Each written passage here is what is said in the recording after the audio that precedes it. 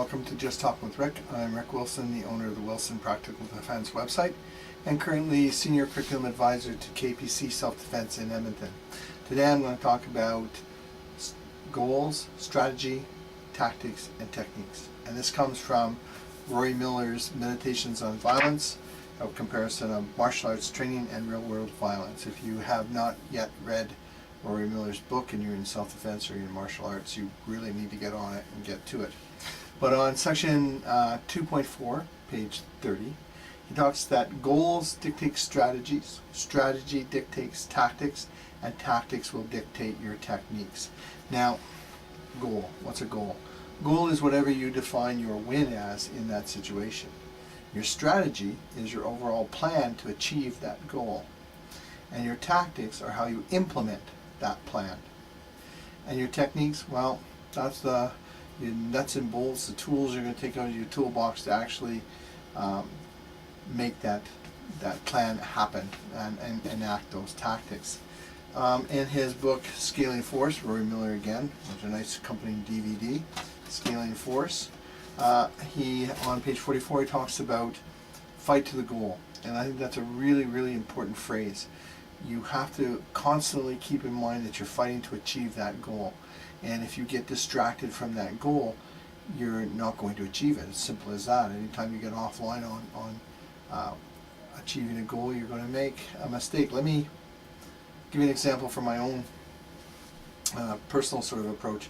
I take Rory's words seriously all the time, but when I was setting up a program called From the Ground Up, I wanted to take a look at how I would, if it was just me, what I would do in a self-defense situation.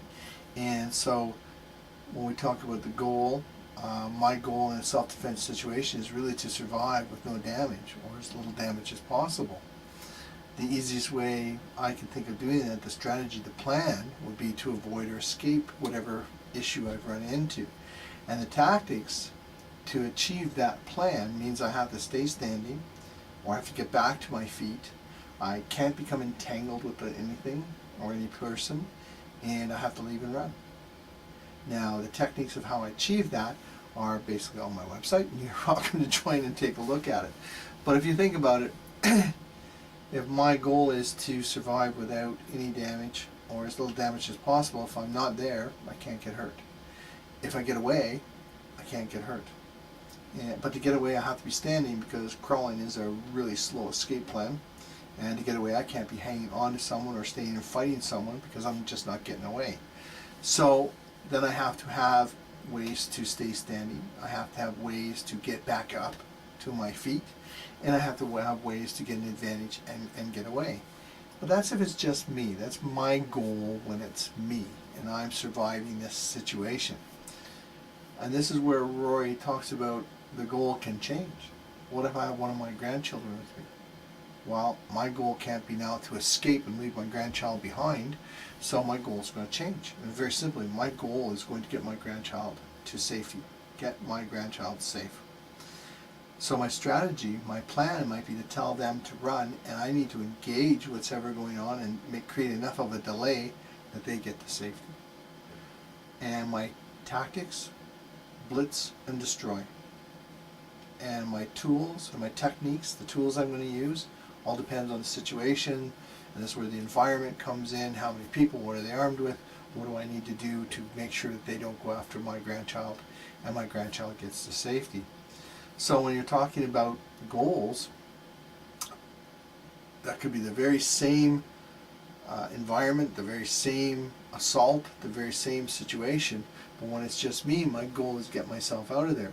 When it's me and my grandchild, is get my grandchild out of there and safe, and I have to do something very different. I have to have a very different plan to get them to safety, and that means I have to have a different way of enacting that plan, and I'm going to use different tools. So when you're creating drills to work your self-defense, I think one of the big things you need to do is have a lot of drills that teach you to work from a goal to your strategy, to your tactics, to your techniques. And then you train those back up, right? You start from the bottom, you train the tactics, you train the techniques to enact the tactics to achieve the strategy, and you've got your goal. that's what you have to do. It does not mean that there aren't going to be other goals, because in those tactics and in those techniques, you're going to have skill sets, and you're going to have principles you need to use. So you may have drills that, which really doesn't matter what the goal is, you're going to just train that skill set. Takedowns, for instance, I need to put somebody on the ground, I'm going to train that takedown. Principles will be so important in how I do those takedowns. If you look at my YouTube channel, you're going to see principles of a takedown.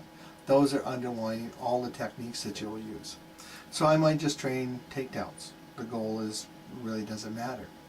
The other thing, so you have to be aware of those supplemental drills. What's the skill set and principle, and understand that they're separate from pure self-defense training to get to a goal. You also have to be aware of any training safety flaw, because every drill will have a training safety flaw, or else you're sending people to the hospital and to the morgue every night. And the other thing you have to watch out is for the inadvertent training flaw. Stumbled there. Inadvertent training flaw. And you're going to recognize the inadvertent training flaw when you're doing your other drill where you're working to fight to a goal, and you find yourself fighting in a way that's not fighting to that goal. And you have to take a look at it and say, well, where did that come from? What training did that come from? But I'm going to talk a lot more about that in my next blog, because that's will be the topic. So right now, think about your drills. Are you training to create a goal, to create a strategy, to create tactics, and to work your techniques? I'm Rick Wilson. Thanks very much. Have a great evening. Please check out my website. Thank you.